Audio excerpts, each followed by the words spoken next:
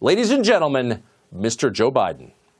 Poor kids are just as bright and just as talented as white kids. 150 million people have been killed since 2007 when Bernie voted to exempt the gun manufacturers from liability. It would put 720 million women back in the workforce. Nobody should be in jail for a nonviolent crime. My name's Joe Biden. I'm a Democratic candidate for the United States Senate. Yep, that's the man. It's Super Thursday, and he's running for the United States Senate in memory of the nearly half the country that's murdered by guns in the last few years, guided by the belief that other children are as bright and talented as white kids, not to mention clean and articulate. And in the hope that he can put 750 million women back to work, whether they want to go or not. If that's the kind of transformational candidate you're looking for, Joe Biden is your man. You know how many tax loopholes there are in the code now? 1,640 billion. Eliminate one. Well, folks, eliminate one tax loophole out of 1,600 billion worth. 1,400 billion worth. Out of $1,400 billion. It's hard to even say it, it's so much. You can do it, and it's going to take billions of dollars to do it, and we can afford to do it. We can't afford not to do it. And by the way, it's cost a lot of money. It cost about $740 billion over 10 years. I'm the guy that managed the $830 billion. It would be it'd be 154 billion. 2.5 million, 300,000. Like 600 plus thousand people. There's each and every one of them. 60,000. Yeah, 60,000. 660. I missed it. It would put 720 million women back in the workforce. Roughly 25% of their, they gave it, I think it was 54, don't hold me to that, 54%. Over 500 miles a day, 250 miles a day. 150 million people have been killed since 2007, more than all the wars, including Vietnam. A $15 million, or $15,000 minimum wage. 500,000, 50,000, 50,000. 330, or 303, 330, or BOO, wait. I mean, billions of, I think it's $2.3 billion worth of, $500 billion out of $1,600 billion worth. $1,400 billion worth. Out of $1,400 billion. Now we have over 120 million dead from COVID. It's estimated that 200 million people have died, probably by the time I finish this talk. Just since the outbreak, it's taken more than 100 years. Look, here's the lives. When you think about it. We have to take care of the cure. That will make the problem worse no matter what. I tell you what, I'm so darn proud. And those poor people who have lost, anyway. Have you been tested for some degree of cognitive decline? I've been tested and I'm constantly tested. Have you taken a cognitive test? No, I haven't taken a test. Why the hell would I take a test? Wait. You're getting nervous, man. Calm down. It's okay.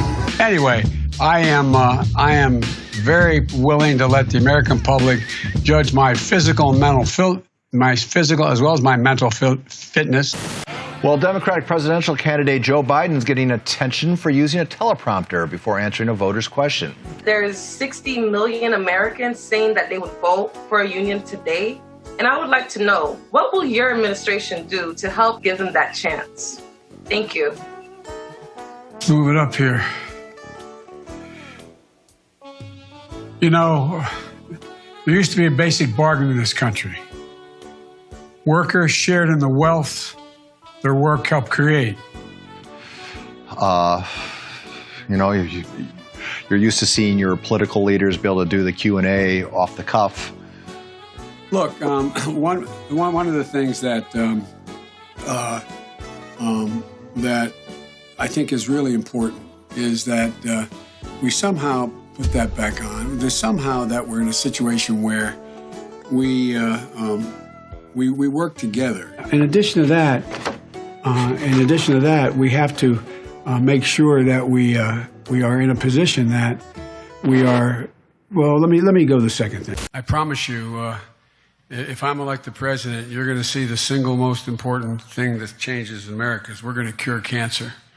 You think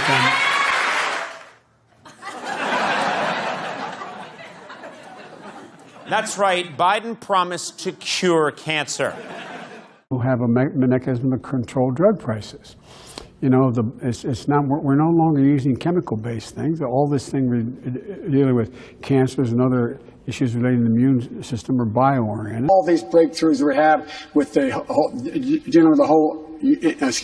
immune system. I want to be clear. I'm not going nuts. I'm not sure whether it was a medical school or where the hell I spoke, but it was on the campus.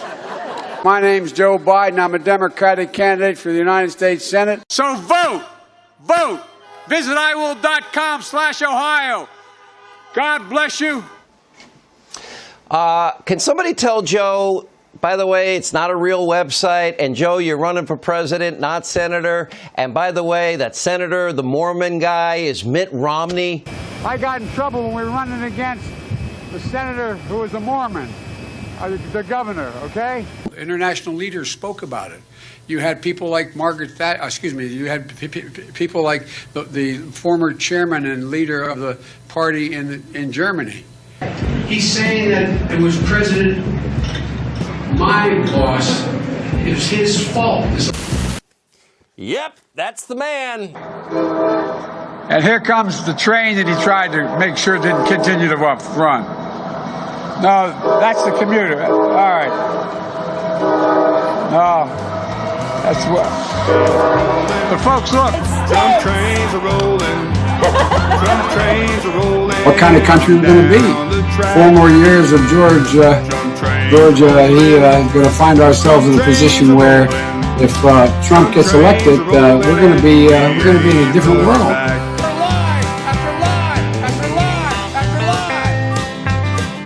We have to come together. That's why I'm running. I'm running as a proud Democrat for the Senate. We have somebody running who's not 100%. He's not 80%. He's not 60%. We can't have this. As a country, we can't have it. Look, I'll do what he's unable to do. I'll lead an effective strategy to mobilize true international effort to pressure. Joe Biden's going to do that. Donald Trump can do that. Joe Biden! Joe Biden!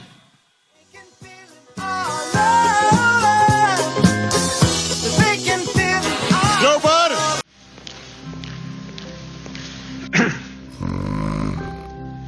Good afternoon. Welcome to the nation's Constitution Center. I had the great privilege of being the guest leader of this outfit for a year.